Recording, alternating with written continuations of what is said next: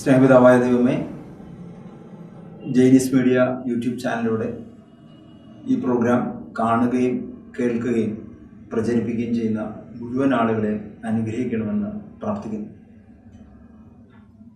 ഇൻ്റർനെറ്റിലൂടെ digital സാങ്കേതിക വിദ്യ ഉപയോഗിച്ച് കർത്താവെ സുവിശേഷ പ്രഘോഷണത്തിനായി ജെയിനിസ് മീഡിയയിൽ പ്രവർത്തിക്കുന്ന ക്യാമറ കൈകാര്യം ചെയ്യുന്നവർ, എഡിറ്റിംഗ് ചെയ്യുന്ന ആളുകൾ, വീഡിയോ അപ്ലോഡ് ചെയ്യുന്ന ആളുകൾ, ഇതുമായി ബന്ധപ്പെട്ട മറ്റ് പ്രവർത്തനങ്ങൾ ചെയ്യുന്ന ആളുകൾ, ഓഫീസ് പ്രവർത്തനങ്ങൾ ചെയ്യുന്നവർ, കർത്താവ് ജെയിനിസ് മീഡിയയുടെ മുന്നോട്ടുള്ള പ്രവർത്തനത്തിൽ സഹോദരൻ ജോൾസിനെ സഹായിക്കുന്ന മറ്റ് ടീം അംഗങ്ങൾ, അവരുടെ കുടുംബാംഗങ്ങൾ എല്ലാവരെയും അനുഗ്രഹിക്കണമെന്ന് കർത്താവെ ഞങ്ങൾ പ്രാർത്ഥിക്കുന്നു.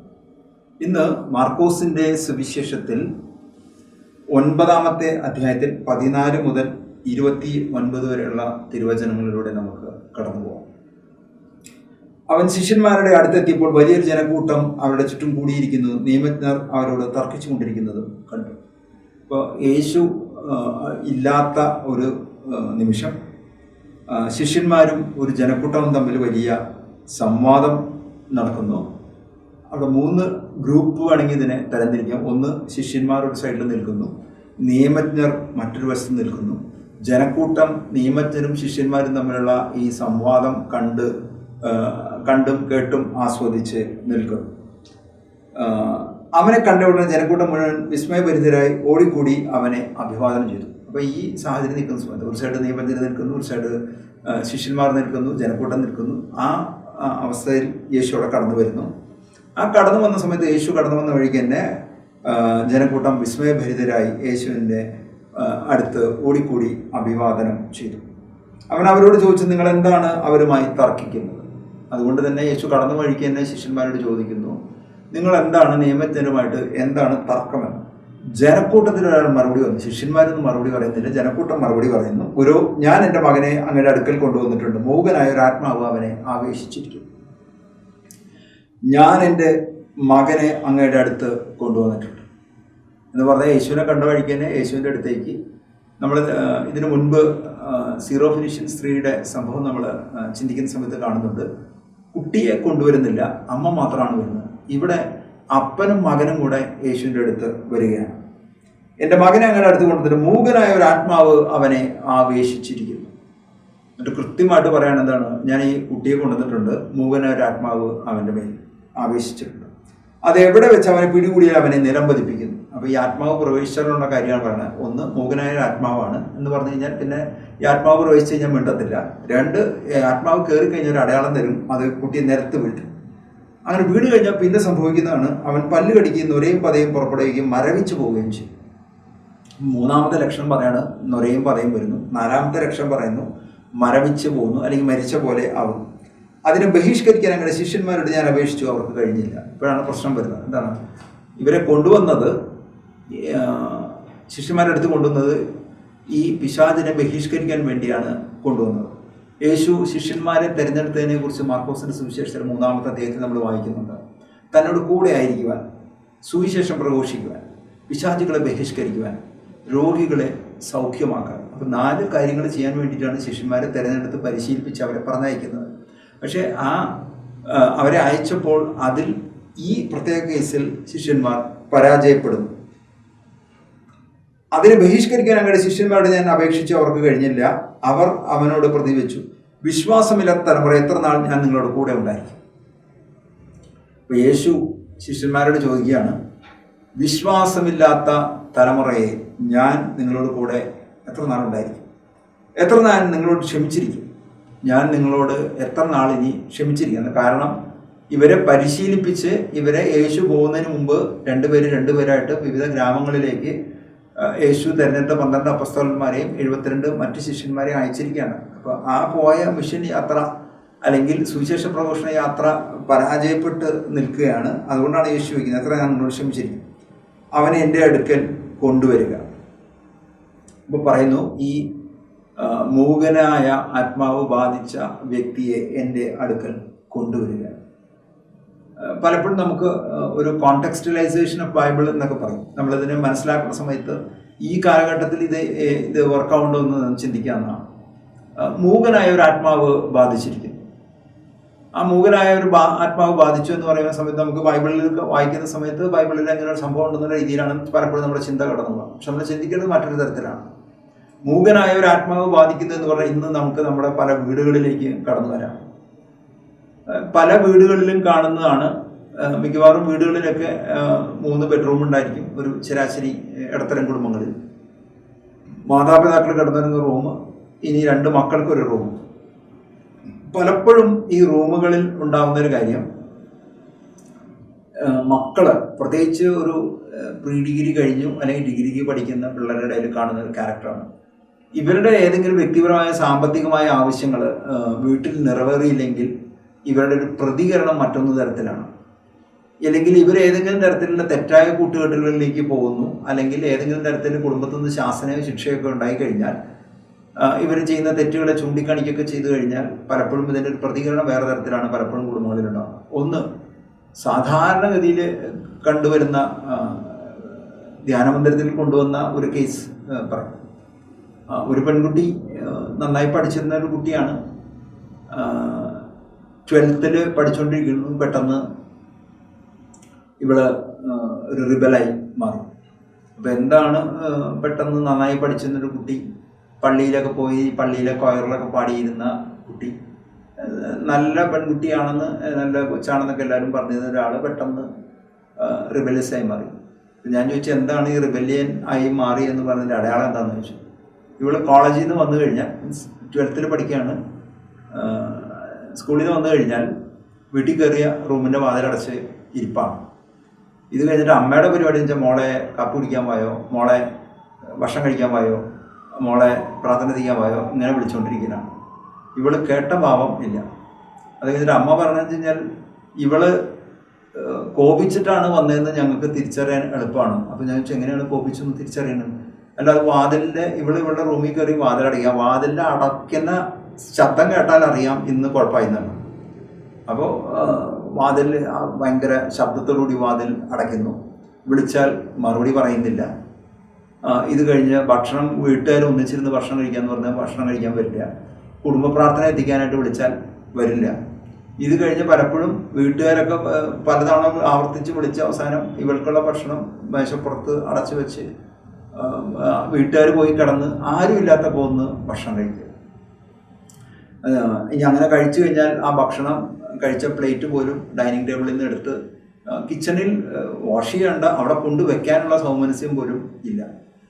ഇങ്ങനത്തെ ഒരു റിബല്യസ് നേച്ചർ. പിന്നെ അത് കൂടി കൂടി കൂടി കൂടി വന്നു. ആ കൂടി കൂടുന്ന സമയത്ത് ഇവർക്കൊരു സംശയം, ഏതെങ്കിലും ഇനി ആൺകുട്ടികളുമായിട്ട് എന്തെങ്കിലും അഫെയർ വല്ലതും ഉണ്ടോ, ഇനി അതുകൊണ്ടാണോ ഇത്, അല്ലെങ്കിൽ ഇനി ഏതെങ്കിലും ഫ്രണ്ട്ഷിപ്പ് ബ്രേക്കായതിൻ്റെ, ഇപ്പോഴത്തെ പിള്ളേരുടെ ഇടയിലുള്ള ചില വാക്കുകളാണല്ലോ, എൻ്റെ ബെസ്റ്റിയാണ്, അല്ലെങ്കിൽ എൻ്റെ റിലേഷൻഷിപ്പ് ബ്രേക്കായി, ഇല്ലെങ്കിൽ എന്താണ് എന്നെ തേച്ചിട്ട് പോയി. ഇപ്പോൾ ഈ അടുത്ത കാലത്ത് കൗൺസിലിങ്ങിനൊക്കെ വരുന്ന പിള്ളേരുടെ കയ്യിൽ നിന്ന് കിട്ടുന്ന ടെർമിനോളജികളാണ് ഇതൊക്കെ. അപ്പോൾ ഇങ്ങനെ എന്തെങ്കിലും വിഷയമൊക്കെ ആണെന്നൊക്കെ അവർ ചിന്തിച്ചു. പക്ഷെ പിന്നീട് ഇവരെ ഈ കുട്ടി ഇങ്ങനെ റിബല്യസ് ആയ സമയത്ത് ഒരു ചൈൽഡ് സൈക്കോളജിസ്റ്റിനെ കൊണ്ട് കാണിച്ചു. അപ്പോൾ അവർ പറഞ്ഞു, ഇത് അനിയന്ത്രിതമായ കോപമാണ്. അപ്പോൾ ഈ കോപം കുറയാൻ വേണ്ടിയിട്ടുള്ള മെഡിസിൻ കൊടുത്തു എന്നാണ് പറയുന്നത്. അപ്പം ഞാനിങ്ങനെ ആലോചിക്കാറുണ്ട്, ദേഷ്യത്തിനൊക്കെ മരുന്നുണ്ടോ? അങ്ങനെയാണെങ്കിൽ പിന്നെ വളരെ എളുപ്പമാണ്. എന്തായാലും ഈ മരുന്നൊക്കെ കഴിച്ചിട്ടും ഈ കുട്ടിയുടെ സ്വഭാവത്തിൽ വലിയ മാറ്റമൊന്നും ഉണ്ടായിരുന്നില്ല. അവസാനം പറഞ്ഞു, ഈ കുട്ടിക്ക് ഒരു പേഴ്സണാലിറ്റി ഡിസോർഡറാണ് എന്ന് പറഞ്ഞു കഴിഞ്ഞിട്ട് വേറെ ഒരു കൗൺസിലിംഗ് സെൻറ്ററിലൊക്കെ കൊണ്ട് ഓരോ സിറ്റിങ്ങിനും 500 രൂപയ്ക്കാണ് മേടിക്കുന്നത്. അതിന് 11 സിറ്റിംഗ് കഴിച്ചു, ഏതാണ്ട് 16,000 രൂപ കൗൺസിലർക്ക് കൊടുത്തു. എന്നിട്ടും ഈ കുട്ടിയുടെ സ്വഭാവത്തിൽ മാറ്റമൊന്നും വരുന്നില്ല. ആ മാറ്റം വരാതിരുന്ന സമയത്ത് റിട്രീറ്റ് സെൻ്ററിൽ പിന്നെ അവസാനം പാരൻസ് നിർബന്ധിച്ച് കൊണ്ടുവന്നു. ഈ കുട്ടിയെ വിളിച്ച് ചോദിച്ചു, സംസാരിച്ചു, കാര്യങ്ങളൊക്കെ പറഞ്ഞു. അവസാനം ഈ കുട്ടിയിൽ നിന്ന് ഈ സ്പിരിറ്റ് ഓഫ് റിബല്യൻ, മറുതലിക്കുന്ന ആത്മാവിനെ ബഹിഷ്കരിക്കാൻ വേണ്ടി നമ്മൾ പ്രാർത്ഥിച്ചു. ഇപ്പോൾ നമ്മളെ ആത്മാക്കളെ പലപ്പോഴും പറയും നമ്മൾ വിവേചിച്ചറിയണം എന്ന് പറയും. ഞാൻ മുമ്പൊരു എപ്പിസോഡിൽ പറഞ്ഞത് ടെറിറ്റോറിയൽ സ്പിരിറ്റ്സിനെ കുറിച്ച് പറഞ്ഞ പോലെ ഇവിടെ ഈ കുട്ടിയുടെ മേലൊരു സ്പിരിറ്റ് ഓഫ് റിബല്യൻ്റെ പ്രവേശനമാണ്. അപ്പോൾ ആ സ്പിരിറ്റ് ഓഫ് റിബല്യനെ ബഹിഷ്കരിക്കാൻ വേണ്ടി പ്രാർത്ഥിച്ചു. പ്രാർത്ഥിച്ചു കഴിഞ്ഞപ്പോൾ ഈ കുട്ടി നോർമലായി പെരുമാറാൻ തുടങ്ങുന്നു. അപ്പോൾ ഈ മൂകതയുടെ ആത്മാവ് ഒന്ന് ഡെഫൻഡം സ്പിരിറ്റ് എന്നാണ് നമ്മൾ വായിക്കുന്നത്. അപ്പോൾ ഈ രീതിയിൽ മൂകതയുടെ ആത്മാവൊക്കെ ഇപ്പോഴും പലതരത്തിൽ ഇപ്പോഴും ഈ കാലഘട്ടത്തിൽ പലരിലും പലതരത്തിലും പ്രവേശിക്കും. വേറൊരു കുടുംബത്തിൽ ഇനിയിപ്പോൾ കുട്ടികളുടെ കാര്യം പറഞ്ഞ സമയത്ത് മുതിർന്നവരുടെ കാര്യം പറയാം. ഒരു കുടുംബത്തിൽ മരുമകളും അമ്മായിമ്മയും തമ്മിൽ ഭയങ്കര വഴക്ക്. ഒറ്റ മോനേ ഉള്ളൂ. മോൻ നിസ്സഹായനായി. ഭാര്യയോട് പറയുന്നത് കേൾക്കാതിരിക്കാൻ പറ്റുമോ? അമ്മ പറയുന്നത് കേൾക്കാതിരിക്കാൻ പറ്റുമോ? അമ്മയോട് അവന് ഭയങ്കര സ്നേഹം, ഭാര്യയോടും ഭയങ്കര സ്നേഹം. അവസാനം ധ്യാനാനന്തരത്തിൽ വന്നു എൻ്റെ അടുത്ത് കാര്യങ്ങളൊക്കെ പറഞ്ഞപ്പോൾ ഞാൻ പറഞ്ഞു, ഇതൊരു പെക്യുലർ കേസായിട്ട് എനിക്ക് തോന്നുന്നു, ഞാൻ നിങ്ങളുടെ വീട്ടിലൊന്ന് വരാമെന്ന് പറഞ്ഞു. അങ്ങനെ അവർ വീട്ടിൽ ചെന്ന് രണ്ടുപേരെയും വിളിച്ച് സംസാരിച്ചൊക്കെ പറഞ്ഞു, ഇനി ഇതൊന്നും ആവർത്തിക്കരുത്. റോമാക്കാർക്ക് എഴുതിയ ലേഖനത്തിൽ 8-ാമത്തെ അധ്യായത്തിലെ കുറിച്ച് അവർക്ക് ചെറിയൊരു പ്രഭാഷണം അവർ വീട്ടിൽ വെച്ച് നടത്തി. ആകെ 3 ആളെ കേൾക്കാനുള്ളൂ. എങ്കിലും അവരോട് പറഞ്ഞു, ഇച്ഛിക്കുന്ന നന്മയല്ല, ഇച്ഛിക്കാത്ത തിന്മയാണ് ചെയ്യുന്നതെങ്കിൽ അത് ചെയ്യുന്നത് ഞാനല്ല, എന്നിൽ വസിക്കുന്ന പാപമാണ്, അല്ലെങ്കിൽ വൈശാഖികതയാണ് ഇതിനൊക്കെ അടിസ്ഥാനം എന്നൊക്കെ പറഞ്ഞ് എല്ലാം കഴിഞ്ഞ് പോന്നു. ഇത് കഴിഞ്ഞ് ഒരു 6-7 മാസം കഴിഞ്ഞ് ആ വീട്ടിൽ വീണ്ടും പോകാൻ ഇടയായി. അപ്പോൾ ഇവർ തമ്മിൽ ഇടയ്ക്കിടയ്ക്ക് മരുമകളും അമ്മായിമ്മയും തമ്മിലുള്ള വഴക്കാണ് വിഷയം. പല നിസ്സാര കേൾക്കുമ്പോൾ തമാശയായിട്ടുള്ള കാര്യങ്ങളാണ് തോന്നുന്നത്. എന്തായാലും ഒരു 7 മാസം കഴിഞ്ഞ് വീട്ടിൽ ചെന്ന സമയത്ത് ബെല്ലടിച്ചു. ഞാൻ വേറെ സ്ഥലത്ത് പോയപ്പോൾ ഓൺ ദ വേ ഈ വീട്ടിൽ ഒന്ന് കയറിയതാണ്. സാധാരണ അങ്ങനെ വീടുകളിൽ പോകുന്നില്ല. പക്ഷേ ഈ കേസിൽ എനിക്കൊരു സ്പെഷ്യൽ ഇൻട്രസ്റ്റ് തോന്നി, ഇതെങ്ങനെ വർക്കൗട്ട് ചെയ്യുമെന്ന് അറിയാൻ വേണ്ടിയിട്ടാണ്. അപ്പോൾ ചെന്ന് കഴിഞ്ഞപ്പോൾ അമ്മായിമ്മ വന്ന് കഥക് തുറന്നു. തുറന്നു കഴിഞ്ഞ് ചോദിച്ചു, എങ്ങനെയുണ്ട് കാര്യങ്ങൾ? ഇപ്പോൾ പ്രശ്നമൊന്നുമില്ല എന്ന് പറഞ്ഞു. ഇപ്പോൾ കുഴപ്പമൊന്നുമില്ല. ആ പറയണ കേട്ടപ്പോൾ തന്നെ തോന്നി അത് കുഴപ്പമുണ്ടെന്ന്. അത് കഴിഞ്ഞപ്പോൾ ഞാൻ അവരുടെ വീട്ടിൽ ജോലിക്കാരി ഒരു പെൺകുട്ടി നിൽക്കുന്നുണ്ട്. അവരോട് ആ കുട്ടിയോട് ചോദിച്ചു, ഇനി കാപ്പി വേണമെന്ന് തന്ന സമയത്ത് ചോദിച്ചു, ഇവർ തമ്മിൽ ഇപ്പോഴെങ്ങനെ വല്ല പ്രശ്നമുണ്ട്? സാറ് വന്ന് പോയതിന് ശേഷം വഴക്കൊന്നും ഉണ്ടായിട്ടില്ല. അപ്പോൾ എന്താ വഴക്കുണ്ടായിട്ടില്ല? അവൾ പറയുന്നതിലല്ല. ഇനി വഴക്കുണ്ടാവാൻ അവർ തമ്മിൽ അങ്ങോട്ടും മിണ്ടിയിട്ടെങ്കിലല്ലേ വഴക്കുള്ളൂ. പണ്ടെന്ന് വെച്ചാൽ എന്തെങ്കിലും പറഞ്ഞ് ഇവർ തമ്മിൽ തർക്കവും വഴക്കുണ്ടാവാറുണ്ട്. സാറ് വന്ന് പോയതിന് ശേഷം ഇവർ അങ്ങോട്ടും ഇങ്ങോട്ടും മിണ്ടിയിട്ടില്ല. ഭക്ഷണം കഴിക്കുന്ന സമയത്ത് ഊണുമേശയിൽ ആദ്യം അമ്മായിമ്മ വരും. അപ്പോൾ അമ്മായിമ്മയ്ക്കുള്ള ഭക്ഷണം ഈ സെർവൻ്റ് കൊണ്ടുകൊടുക്കും, അവർ കഴിക്കും, പോവും. അമ്മായിമ്മ പോയി എന്ന് ഉറപ്പായിട്ടേ മരുമകൾ വരുവുള്ളൂ. എന്നിട്ട് മരുമകൾ വന്ന് ഭക്ഷണം കഴിച്ച് പോവും.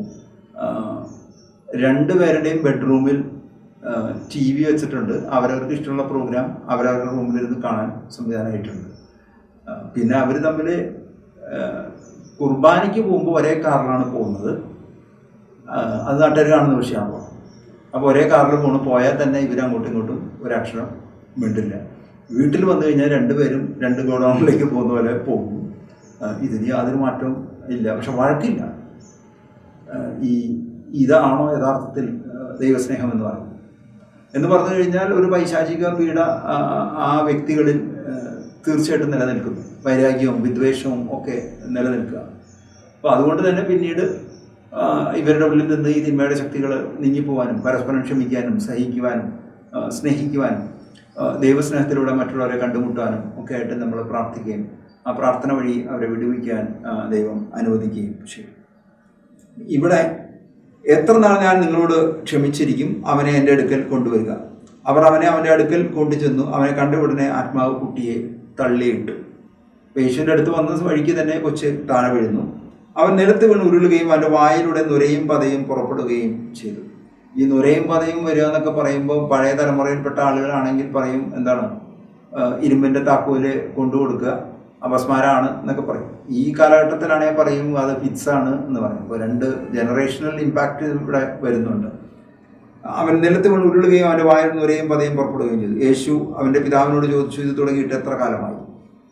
അപ്പോൾ ഈശോ ചോദിക്കുകയാണ്, ഇത് തുടങ്ങിയിട്ട് എത്ര കാലമായി? ഇപ്പോൾ നമ്മൾ ഒരു വിഷയത്തിൽ ഇടപെടുമ്പോൾ ഒരു കേസ് ഹിസ്റ്ററിയൊക്കെ നോക്കുന്ന സമയത്ത് എത്ര ടൈം പീരീഡ് ആയിട്ടുള്ള സംഭവം എന്നൊക്കെ ശുശ്രൂഷ ചെയ്യുന്ന സമയത്ത് അറിഞ്ഞിരിക്കുന്നത് നല്ലതാണ്. അവൻ പറഞ്ഞു ശൈശവം മുതൽ. അപ്പോൾ ഇപ്പോൾ ബാലനാണ്, കുട്ടിയായിരുന്ന സമയത്ത് തന്നെ ഇവന് ഈ പ്രശ്നങ്ങളുണ്ട്. പലപ്പോഴും അത് അവനെ നശിപ്പിക്കാൻ വേണ്ടി തീയിലും വെള്ളത്തിലും വീഴ്ത്തിയിട്ടുണ്ട്. അപ്പോൾ പലപ്പോഴും ഇവരെ നശിപ്പിക്കുക എന്നുള്ള ഇൻറ്റൻഷനാണ് ഈ ദുരാത്മാവിനെ ഉള്ളത്. അതുകൊണ്ട് ഇവനെ മരണത്തിന് വിധേയമാക്കാൻ വേണ്ടി എന്ത് ചെയ്യുന്നു? ഇവനെ തീയിൽ തട്ടിയിടുന്നു, വെള്ളത്തിൽ തട്ടിയിടുന്നു. തീയിൽ ചാടി മരിക്കുക, അല്ലെങ്കിൽ വെള്ളത്തിൽ ചാടി മരിക്കുക, കിണറ്റിൽ ചാടി മരിക്കുക, പുഴയിൽ ചാടി മരിക്കാൻ ശ്രമിക്കുക, അങ്ങനെ പലതരത്തിലുള്ള ഒരു ആത്മഹത്യ പ്രവണത ഈ വ്യക്തിയിൽ ഉണ്ട്. എന്തെങ്കിലും ചെയ്യാൻ നിനക്ക് കഴിയുമെങ്കിൽ ഞങ്ങളോട് കരുണ തോന്നി ഞങ്ങളെ സഹായിക്കണമേ. ഇപ്പോൾ ഈ കുട്ടിയുടെ അപ്പൻ പറയുന്നൊരു കാര്യമുണ്ട്, എന്തെങ്കിലും ചെയ്യാൻ കഴിയുമെങ്കിൽ നിനക്ക് എന്തെങ്കിലും ചെയ്യാൻ പറ്റുകയാണെങ്കിൽ ചെയ്യുക. നമ്മുടെ നാട്ടിൽ പറയുന്നത് നിനക്ക് ചെയ്യാൻ പറ്റുന്ന കാര്യമാണെങ്കിൽ ചെയ്യും. അപ്പോൾ യേശു പറയുന്നത് കഴിയുമെങ്കിലെന്നോ എന്ന് പറഞ്ഞാൽ യേശുവിനെ വെല്ലുവിളിക്കുന്ന തരത്തിലെ നിനക്ക് എന്തെങ്കിലും ചെയ്യാൻ പറ്റുകയാണെങ്കിൽ ചെയ്യും. നിന്റെ ശിഷ്യന്മാരെ കൊണ്ട് നടന്നില്ല, നാട്ടിലുള്ള വൈദ്യന്മാരെ കൊണ്ടും നടന്നില്ല, നിനക്ക് എന്തെങ്കിലും ചെയ്യാൻ പറ്റുകയാണെങ്കിൽ ചെയ്യും. അങ്ങനെ യേശു പറഞ്ഞതിന് മറുപടി ഉണ്ട്, കഴിയുമെങ്കിലെന്നോ വിശ്വസിക്കുന്നവനെ എല്ലാ കാര്യങ്ങളും സാധിക്കും. യേശുവിനെ സത്യം പറഞ്ഞു കഴിഞ്ഞാൽ യേശുവിൻ്റെ ശുശ്രൂഷ ജീവിതത്തിൽ നമ്മൾ സുവിശേഷത്തിലൂടെ കടന്നു പോകുമ്പോൾ ആദ്യമായിട്ടാണ് ഇങ്ങനൊരു വെല്ലുവിളി നമ്മൾ കേൾക്കുന്നത്. നിനക്ക് എന്തെങ്കിലും ചെയ്യാൻ പറ്റുവാണെങ്കിൽ ചെയ്യും. നാടൻ ഭാഷയിൽ പറയുകയാണെങ്കിൽ കഴിയുമെങ്കിലെന്നോ വിശ്വസിക്കുന്നവനെ എല്ലാ കാര്യങ്ങളും സാധിക്കും എന്ന് പറഞ്ഞാൽ ഈശോയ്ക്ക് ഇത് സാധിക്കുമെന്ന് ചോദിക്കുന്ന സമയത്ത് ഈശോ നൽകുന്ന മറുപടി വിശ്വസിക്കുന്നവനെ എല്ലാ കാര്യങ്ങളും സാധിക്കും. അതായത് യേശു വിശ്വസിച്ചാലും സാധിക്കും, ഈ വന്ന വ്യക്തി വിശ്വസിച്ചാലും സാധിക്കും. ഉടനെ കുട്ടിയുടെ പിതാവ് വിളിച്ചു പറഞ്ഞു, ഞാൻ വിശ്വസിക്കുന്നു. അപ്പൊ ഈ പിതാവിന്റെ ആവശ്യം കുട്ടിയുടെ സൗഖ്യമാണ്. അതുകൊണ്ട് ഉടനെ വിളിച്ചു പറയുന്നു, ഞാൻ വിശ്വസിക്കുന്നു, യേശുവിനെ ഈ ശുശ്രൂഷ നിർവഹിക്കാൻ കഴിയുമെന്ന് വിശ്വാസം ആ മകൻ ഏറ്റുപറയുന്നു. എൻ്റെ അവിശ്വാസം പരിഹരിച്ച് എന്നെ സഹായിക്കണം. രണ്ടാമത് പറയുന്ന കാര്യം അതിലും പ്രധാനമാണ്. ഞാൻ വിശ്വസിക്കുന്നു എന്ന് പറയുന്നു, അതോടൊപ്പം തന്നെ പറഞ്ഞു എൻ്റെ അവിശ്വാസം പരിഹരിച്ച് എന്നെ സഹായിക്കണമേ. നമ്മൾ പലപ്പോഴും വിശ്വാസം അവിശ്വാസം എന്ന് രണ്ട് പദങ്ങളാണ് നമ്മൾ കാണാറുണ്ടെങ്കിലും സുവിശേഷത്തിലൂടെ കടന്നു പോകുന്ന സമയത്ത് നമ്മൾ ഉത്തമമായ വിശ്വാസം അല്ലെങ്കിൽ ഒരു സീക്രട്ട് ഫെയ്ത്ത് കുറിച്ച് നമ്മൾ കാണുന്നുണ്ട്. അപ്പോൾ ലിറ്റിൽ ഫെയ്ത്ത് അല്പവിശ്വാസത്തെക്കുറിച്ച് കാണുന്നുണ്ട്. ഇവിടെ പറയാണ് എൻ്റെ അവിശ്വാസം പരിഹരിച്ച് എന്നെ സഹായിക്കണം. ജനങ്ങൾ ഓടിക്കൂടുന്നത് കണ്ട് യേശു അശുദ്ധാത്മാവിനെ ശകാരിച്ചു. നമ്മൾ നേരത്തെ മറ്റൊരു തിരുവചന ഭാഗങ്ങളിൽ കാണുന്നത് യേശു അശുദ്ധാത്മാവിനെ ശാസിച്ചു, ഇവിടെ ശകാരിച്ചു. എന്താണ് ശകാരം? മൂകനും ബധിരനുമായ ആത്മാവിനോട് ഞാൻ ആജ്ഞാപിക്കുന്നു, അവനിൽ നിന്ന് പുറത്തു പോവുക. മൂകനും ബധിരനുമായ ആത്മാവ്, ഡെഫ് ആൻഡ് ഡംബ് സ്പിരിറ്റ്, കേൾക്കുകയില്ല സംസാരിക്കുകയും ചെയ്യുന്നില്ല. ഈ വചനഭാഗം നമ്മൾ വായിക്കുമ്പോൾ മനസ്സിലാക്കേണ്ട ഒരു കാര്യം എന്ന് വെച്ചാൽ ഈ കുട്ടി സംസാരിക്കുകയും ചെയ്യും, കേൾക്കുകയും ചെയ്യും. പക്ഷേ ആത്മാവ് പ്രവേശിച്ചു കഴിഞ്ഞാൽ കേൾവി നഷ്ടപ്പെടുന്നു, സംസാരശേഷി നഷ്ടപ്പെടുന്നു. നമ്മൾ പലപ്പോഴും സൗഖ്യത്തെക്കുറിച്ച് ഒക്കെ പഠിക്കുന്ന സമയത്ത് നമ്മൾ കാണുന്നതാണ്, ചില സമയത്ത് ഇൻസ്റ്റൻറ്റ് ഹീലിംഗ് അല്ലെങ്കിൽ ഒരു ഇമ്മീഡിയറ്റ് ഹീലിംഗ് സംഭവിക്കുന്നു. നമ്മളൊരു പരസ്യ യോഗം നടക്കുന്നു, ആ യോഗത്തിൽ നമ്മൾ പ്രാർത്ഥിക്കുന്നു, ആ പ്രാർത്ഥിക്കുമ്പോൾ തന്നെ ചില ആളുകൾക്ക് സൗഖ്യം കിട്ടുന്നു, ഇമ്മീഡിയറ്റ് ഹീലിംഗ് നടക്കുന്നു. ചില സമയത്ത് ഒരു ഇൻ്റർമീഡിയറ്റ് ഹീലിംഗ് കാണാറുണ്ട്. പ്രാർത്ഥിക്കുന്ന സമയത്ത് സൗഖ്യം കിട്ടുന്നു, പക്ഷെ കുറച്ച് ദിവസം കഴിയുമ്പോൾ വീണ്ടും അസുഖം വരുന്നു, വീണ്ടും പ്രാർത്ഥനാ കേന്ദ്രത്തിൽ നിന്ന് പ്രാർത്ഥിക്കുന്നു, വീണ്ടും സൗഖ്യം കിട്ടുന്നു. ഇതിങ്ങനെ ഇടവിട്ട് ഇൻ്റർമീഡിയറ്റ് ഹീലിംഗ് സംഭവിക്കുന്നത് കാണാറുണ്ട്. ചില സമയത്ത് ഒരു ഡിസ്റ്റൻറ്റ് ഹീലിംഗ് ആണ് സംഭവിക്കുക. നമ്മൾ പ്രാർത്ഥിക്കുന്ന സമയത്ത് ഒന്നും സംഭവിക്കില്ല. കുറേ നാളുകൾ കഴിയുമ്പോൾ, ചിലപ്പോൾ 3 മാസം 4 മാസം കഴിയുമ്പോൾ പെട്ടെന്ന് അവർക്ക് ആ രോഗത്തിൽ നിന്ന് വിമോചനം കിട്ടിയതായിട്ട് അവരനുഭവപ്പെടുന്നു. അല്ലെങ്കിൽ ഡോക്ടറെ അടുത്ത് ചെല്ലുമ്പോൾ ഇനി മരുന്നൊന്നും കഴിക്കേണ്ട, അസുഖം മാറി എന്ന് പറയുന്നത് നമ്മൾ കണ്ടുമുട്ടും. മൂകനും ബധിരനുമായ ആത്മാവ് നിന്നോട് ഞാൻ ആജ്ഞാപിക്കുന്നു, അവനിൽ നിന്ന് പുറത്തു പോവുക. അപ്പോൾ യേശു ആജ്ഞാസ്വരത്തിൽ പറയാണ് ആത്മാവിനെ പുറത്തു പോകുക, ഇനി ഒരിക്കലും അവനിൽ പ്രവേശിക്കുക. 2 കാര്യങ്ങളാണ് പറയുന്നത്. ശുശ്രൂഷകരായിട്ടുള്ള ആളുകൾ ഇത് കേൾക്കുന്നുണ്ടെങ്കിൽ ശ്രദ്ധിക്കേണ്ട കാര്യം, 1 അവനിൽ നിന്ന് പുറത്തു പോവുക എന്ന് പറഞ്ഞു, 2 ഇനി ഒരിക്കലും അവനിൽ പ്രവേശിക്കരുതെന്ന് പറയുന്നു. 1 ബഹിഷ്കരിക്കുന്നു, 2 വീണ്ടും പുനഃപ്രവേശനം സംഭവിക്കാതിരിക്കാൻ വേണ്ടി വാതിലടച്ച് പ്രാർത്ഥിക്കുന്നു. ഇത് പറഞ്ഞ വഴിക്ക് തന്നെ ഇവനിൽ നിന്ന് പുറത്തു പോവുക, ഇനി ഒരിക്കലും ഇവനെ പ്രവേശിക്കരുതെന്ന് പറഞ്ഞ സമയത്ത് തന്നെ അവനെ ശക്തമായി നിലത്ത് തള്ളിയിടുകയും ഉച്ചത്തിൽ നിലവിളിച്ച് ചെയ്തുകൊണ്ട് അത് പുറത്തു പോയി. ഈ കുട്ടിയെ തള്ളിയിടുന്നു, അത് പുറത്തു പോവുകയും ചെയ്യും. നമ്മൾ ഈ കാര്യത്തിൽ ഒന്ന് മനസ്സിലാക്കേണ്ട ഒരു കാര്യം എന്ന് വെച്ച് കഴിഞ്ഞാൽ, പരിശുദ്ധാത്മാവിൻ്റെ അഭിഷേകത്തിന് വേണ്ടി പ്രാർത്ഥിക്കുന്ന സമയത്ത് ആളുകൾ വീഴാറുണ്ട്, മയങ്ങിപ്പോവാറുണ്ട്. അത് സാധാരണഗതിയിൽ ഇങ്ങനെ വീഴുമ്പോൾ തന്നെ കുഴഞ്ഞാണ് പോകാറുള്ളത്.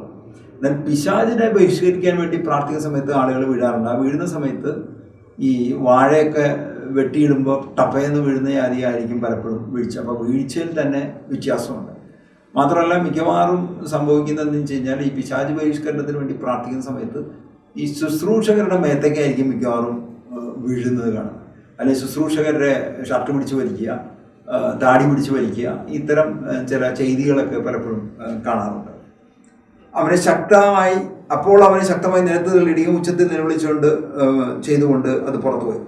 ബാലൻ മരിച്ചവനെ പോലെയായി. കുട്ടി ഈ ശുശ്രൂഷയുടെ അവസാനത്തിൽ കാണുന്നത് വെച്ചാൽ കുട്ടി മരിച്ചവനെ പോലെ. നമ്മൾ എക്സോർസിസം ശുശ്രൂഷയൊക്കെ ചെയ്യുന്ന സമയത്ത് ഇപ്പോൾ സഭയുടെ ഒരു നിർദ്ദേശമാണ്, എക്സോർസിസം പ്രാർത്ഥന ചൊല്ലുന്ന സമയത്ത് നിർബന്ധമായിട്ടും ഒരു ഡോക്ടർ അവിടെ ഉണ്ടാവണം, ഒരു വൈദ്യസഹായം, നേഴ്സിംഗ് സപ്പോർട്ട് അവിടെ ഉണ്ടാവണം. സ്ത്രീകൾക്ക് വേണ്ടി പ്രാർത്ഥിക്കുകയാണെങ്കിൽ തീർച്ചയായിട്ടും സ്ത്രീകളുടെ സാന്നിധ്യം അവിടെ ഉണ്ടാകണം.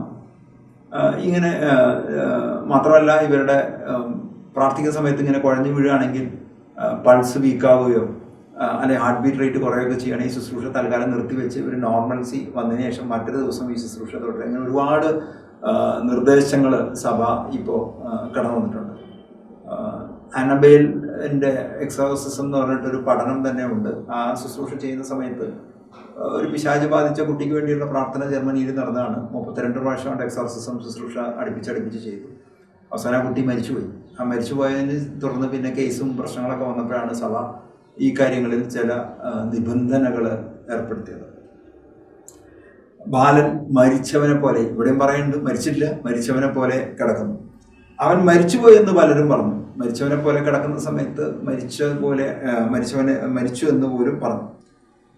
ചില സമയത്ത് നമ്മൾ ഈ ബഹിഷ്കരണ ശുശ്രൂഷയൊക്കെ ചെയ്യുന്ന സമയത്ത്, ഹീലിംഗ് ഡെലിവറൻസിന് വേണ്ടി പ്രാർത്ഥിക്കുകയൊക്കെ ചെയ്യുന്ന സമയത്ത് പലപ്പോഴും ഈ ആളുകളൊക്കെ വീണ് കഴിഞ്ഞിട്ട് പിന്നെ അവർ വിളിച്ചെഴുന്നേൽപ്പിക്കുന്ന സമയത്ത് ചിലപ്പോൾ ചില ആളുകൾക്ക് നടക്കാനൊക്കെ പ്രയാസം ഉണ്ടാവാറ്. ഈ കൈയും കാലൊക്കെ റോബോട്ടിക്കായിട്ട് വരാറുണ്ട്.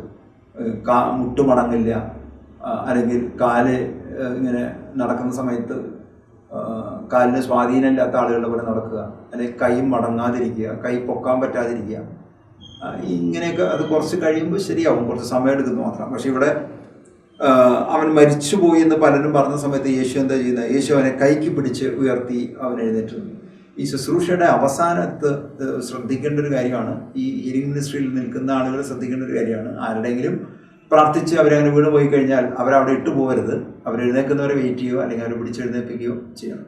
അതേസമയം പരിശുദ്ധാത്മാവിൻ്റെ അഭിഷേക പകർച്ചയാണെങ്കിൽ അവർ മയങ്ങിപ്പോയിട്ടുണ്ടെങ്കിൽ അവർ ആ കിടക്കുന്ന സമയത്ത് ദർശനങ്ങൾ കാണുകയും സ്വപ്നങ്ങൾ കാണുകയും ആത്മീയമായ വലിയ ആനന്ദത്തിൽ നിൽക്കുന്ന സമയമാണ്. അങ്ങനെയുള്ള ആളുകളെ വിളിച്ച് ഏൽപ്പിക്കുകയും ചെയ്യരുത്.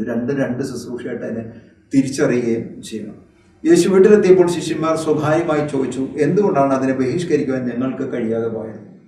ഇപ്പോൾ യേശു കാണിക്കുന്ന അതേ പ്രാർത്ഥനയും കാര്യങ്ങളൊക്കെ അവരും ചെയ്തു. അത് കഴിയുമ്പോൾ അവർ പ്രാർത്ഥിച്ചപ്പോൾ ഈ പിശാച് പോയില്ല. അതുകൊണ്ട് യേശുവിനോട് ചോദിച്ചു, എന്തുകൊണ്ടാണ് അതിനെ ബഹിഷ്കരിക്കാൻ ഞങ്ങൾക്ക് കഴിയാതെ? അവൻ പറഞ്ഞു, പ്രാർത്ഥന കൊണ്ടല്ലാതെ മറ്റൊന്നുകൊണ്ടും ഈ വർഗം പുറത്തു പോവില്ല എന്ന് പറഞ്ഞു കഴിഞ്ഞാൽ ഈ ശുശ്രൂഷ ചെയ്യാൻ പോകുന്ന സമയത്ത് ശുശ്രൂഷ സംഘം നല്ലതുപോലെ പ്രാർത്ഥിച്ച് ഒരുങ്ങുകയും ആ ഒരുക്കത്തിന് ശേഷമാണ് ഈ ശുശ്രൂഷ ചെയ്യേണ്ടത്. അപ്പോൾ അതുകൊണ്ട് യേശു പറഞ്ഞു, പ്രാർത്ഥന കൊണ്ടല്ലാതെ ഈ വർഗം പുറത്തു പോവുകയില്ല എന്ന് പറഞ്ഞു കഴിഞ്ഞാൽ ഒരു വ്യക്തിയുടെ മുമ്പിൽ നിൽക്കുന്ന സമയത്ത് യേശുവിൻ്റെ നാമത്തിൽ പോട്ടെ എന്നൊക്കെ പറയുമ്പോൾ അതിന് മുൻപ് വലിയൊരു മുന്നൊരുക്കം, ഒരു വ്യക്തിക്ക് ബഹിഷ്കരണ ശുശ്രൂഷയ്ക്കൊക്കെ വേണ്ടി പോവുകയാണെങ്കിൽ അതിന് മുൻപ് ഒരു ഗ്രൂപ്പായി നിന്ന് നന്നായി ഒരുങ്ങി പ്രാർത്ഥിച്ചതിന് ശേഷം അതാണ് ഈ ശുശ്രൂഷ ചെയ്യാൻ പാടുള്ളൂ. ഇത് ഈ സുവിശേഷത്തിൻ്റെ, മാർക്കോസിൻ്റെ സുവിശേഷത്തിൻ്റെ ഈ 9-ാമത്തെ അധ്യായത്തിൻ്റെ അടിയിൽ ഒരു ഫുട് നോട്ട് പോലെ കൊടുത്തിട്ടുണ്ട്. ആ 9:29 അധ്യായത്തിൻ്റെ 29-ാമത്തെ വാക്യത്തിനെ ഒന്ന് റീഡിഫൈൻ ചെയ്ത് കൊടുത്തിരിക്കുകയാണ്. ഇവിടെ നമ്മൾ വലിയ ബോൾഡ് ലെറ്റേഴ്സിൽ എഴുതി പ്രാർത്ഥന കൊണ്ടല്ലാതെ മറ്റൊന്ന് കൊണ്ടും ഈ വർഗം പുറത്തു പോകില്ല എന്നാണ് എഴുതിയിട്ടില്ലെങ്കിൽ താഴെ ഇരിക്കുന്നത് പ്രാർത്ഥനയും ഉപവാസം കൊണ്ടല്ലാതെ ഈ വർഗം പുറത്ത് പോവുകയില്ല എന്ന് പറഞ്ഞു കഴിഞ്ഞാൽ ശുശ്രൂഷ ചെയ്യുന്ന ആളുകൾ ഉപവസിച്ച് പ്രാർത്ഥിക്കുകയും, ഒരു ടീമായിട്ടാണ് ശുശ്രൂഷ ചെയ്യുന്നുണ്ടെങ്കിൽ ടീം മെമ്പേഴ്സിന് സാധിക്കുന്ന ആളുകൾ ഉപവസിക്കുകയും ഒരുങ്ങി പ്രാർത്ഥിക്കുകയും അതോടൊപ്പം തന്നെ മധ്യസ്ഥ പ്രാർത്ഥനയുടെ പിൻബലവും ഒക്കെ ഉണ്ടെങ്കിൽ മാത്രമാണ് ഈ കാലഘട്ടത്തിൽ യേശു ചെയ്ത ശുശ്രൂഷകളുടെ പുനരാവർത്തനം നടക്കുന്ന സമയത്ത് യേശു വിശ്വസിച്ചുകൊണ്ട് പ്രാർത്ഥിക്കുന്നു, സഭയോടെ ചേർന്ന് പ്രാർത്ഥിക്കുന്നു, ബിഷപ്പിനോട് ചേർന്ന് പ്രാർത്ഥിക്കുന്നു, അല്ലെങ്കിൽ ശുശ്രൂഷ സംഘത്തിന് നേതൃത്വം കൊടുക്കുന്ന പുരോഹിതരോട് ചേർന്ന് പ്രാർത്ഥിക്കുന്നു. ആ പ്രാർത്ഥിക്കുന്ന സമയത്ത് പുരോഹിതരുടെ ശുശ്രൂഷയോടൊപ്പം നിൽക്കുന്ന ആളുകൾ ഉപവസിക്കുകയും പ്രാർത്ഥിക്കുകയും പരിത്യാഗ പ്രവർത്തനങ്ങൾ ചെയ്യുകയും മധ്യസ്ഥ പ്രാർത്ഥനയുടെ പിൻബലവും ശുശ്രൂഷയ്ക്ക് വിടുതൽ ശുശ്രൂഷയ്ക്ക് മുമ്പ് നല്ല കൗൺസിലിംഗ് കൊടുക്കുകയും അവരോട് നിൽക്കുന്ന അവരുടെ ഫാമിലി, എക്സ്റ്റൻഡഡ് ഫാമിലിയിലുള്ള ആളുകളെ പോലും വചനം കേൾപ്പിക്കുകയും ആ ഒരു ഒരുക്കത്തിന് ശേഷം മാത്രമാണ് ഈ ശുശ്രൂഷ വിജയകരമായിട്ട് നടക്കാൻ സാധിക്കുള്ളൂ. എന്തായാലും ഈ തരത്തിലുള്ള ഏതെങ്കിലും തരത്തിലുള്ള മൂകതയുടെ, ബധിരതയുടെ അല്ലെങ്കിൽ മറ്റു തരത്തിലുള്ള ഏതെങ്കിലും പ്രയാസങ്ങൾ നേരിടുന്ന ആരെങ്കിലും ഉണ്ടെങ്കിൽ, ശാരീരികമായ രോഗമാണെങ്കിൽ അത് ശാരീരികമായ ഡോക്ടേഴ്സിനെ കാണുകയും ചികിത്സിക്കുകയും ചെയ്യും. ഇത് പൈശാചിക പീഡയാണ് എങ്കിൽ തീർച്ചയായിട്ടും അതിനെ ബഹിഷ്കരിക്കണം. അത് ബഹിഷ്കരിക്കുവാൻ കൃപയുള്ള വ്യക്തികൾ, പുരോഹിതർ അല്ലെങ്കിൽ ആ ടീം മെമ്പേഴ്സിൻ്റെ അടുത്ത് ചെല്ലുകയും ഇതൊരിക്കലും ഒരു ധനസമ്പാദനത്തിൻ്റെ മാർഗമായി ആരും കാണരുത്. ഇത് ദൈവം നൽകുന്നൊരു കൃപയാണ്. ആ കൃപ ദൈവജനത്തിനെ ശുശ്രൂഷിക്കാൻ വേണ്ടിയുള്ളതാണ്. ആ ശുശ്രൂഷ ചെയ്യുകയും ദൈവജനം ഇത്തരം പൈശാചിക പീഡയിൽ നിന്ന് മോചനം പ്രാപിക്കട്ടെ എന്ന് പ്രാർത്ഥിക്കുന്നു. വിവിധങ്ങളായിട്ടുള്ള തരത്തിൽ പ്രയാസപ്പെടുന്ന ആളുകൾ നമ്മൾ ബൈബിളിലൂടെ കടന്നു പോകുന്ന സമയത്ത് പലതരത്തിലുള്ള പൈശാചിക പീഡകൾ അനുഭവിക്കുന്ന ആളുകളെ കണ്ടുമുട്ടുന്നുണ്ട്. അവരെല്ലാം യേശുവിൻ്റെ അടുത്ത് കൊണ്ടുവരുന്നു. അവർ പ്രാർത്ഥിക്കുന്നു. ആ പ്രാർത്ഥിക്കുന്ന സമയത്ത് ദൈവജനം വിടുവിക്കപ്പെടുന്നു. അതുവഴി ദൈവരാജ്യം വികസിക്കുകയും ചെയ്യുന്നു. മാർക്കോസിൻ്റെ സുവിശേഷം തുടങ്ങുന്ന സമയത്ത് പറയുന്ന ദൈവരാജ്യം സമീപിച്ചിരിക്കുന്നു, റിപ്പന്റ്, പശ്ചാത്താപിക്കുക, ദൈവരാജ്യത്തിന് വേണ്ടി ഒരുങ്ങുക. ഇപ്പോൾ ദൈവരാജ്യത്തിൻ്റെ ഒരുക്കത്തിന് വരുന്ന സമയത്ത് കൽപ്പനകളുടെ ലംഘനം, പ്രത്യേകിച്ച് 1-ാം പ്രമാണത്തിൻ്റെ ലംഘനം എന്തെങ്കിലും ഉണ്ടായിട്ടുണ്ടെങ്കിൽ അതിനെ ഓർത്ത് പശ്ചാത്താപിക്കുക, ദൈവത്തോട് മാപ്പ് ചോദിച്ച് പ്രാർത്ഥിക്കുക, നല്ല കുമ്പസാരത്തിന് പോവുക. വിശ്വാസം സംബന്ധമായ കാര്യങ്ങളിൽ വീഴ്ച വച്ചിട്ടുണ്ടെങ്കിൽ ദൈവത്തോട് പ്രാർത്ഥിക്കുക, ഞങ്ങളുടെ അവിശ്വാസം പരിഹരിക്കണമേ, വിശ്വാസത്താൽ ഞങ്ങളെ നിറക്കണമേ, വിശ്വാസത്തിൻ്റെ പൂർണ്ണതയിൽ ഞങ്ങളെ നിറക്കണമേ, കടുകുമണിയുടെ പോലുള്ള വിശ്വാസത്തിൻ്റെ ഒരു വളർച്ച ഉണ്ടാകട്ടെ എന്ന് പ്രാർത്ഥിക്കുകയും അങ്ങനെ വിശ്വാസത്തോടുള്ള പ്രാർത്ഥന, ഉപവാസത്തോടുകൂടിയുള്ള പ്രാർത്ഥന ഈ പൈശാചിക പീഡയിൽ അനുഭവിക്കുന്ന വ്യക്തികൾക്ക് പൈശാചിക പീഡകളിന്മേൽ സ്വാതന്ത്ര്യം ലഭിക്കുവാൻ ഇടയാക്കും. ദൈവത്തിൻ്റെ മാറ്റമില്ലാത്ത വചനം പറഞ്ഞുകൊണ്ട് സത്യം നിങ്ങളെ സ്വതന്ത്രമാക്കുവാൻ, ദൈവത്തിൻ്റെ മാറ്റമില്ലാത്ത വചനം നിങ്ങളിലേക്ക് കടന്നു വരികയും നിങ്ങളെ വിമോചിപ്പിക്കുകയും നിങ്ങളെ വിടുവിക്കുകയും നിങ്ങളെ ദൈവം നൽകുന്ന സ്വാതന്ത്ര്യത്തിലേക്ക് നയിക്കുകയും ചെയ്യട്ടെ എന്ന് പ്രാർത്ഥിക്കുന്നു. പ്രാർത്ഥന കേട്ട് പ്രാർത്ഥനയ്ക്ക് പ്രത്യുത്തരം നൽകുന്നതിന് ഓർത്ത് ദൈവമേ ഞങ്ങളെന്നോട് നന്ദി പറയുകയും ചെയ്യുന്നു. ആമേൻ.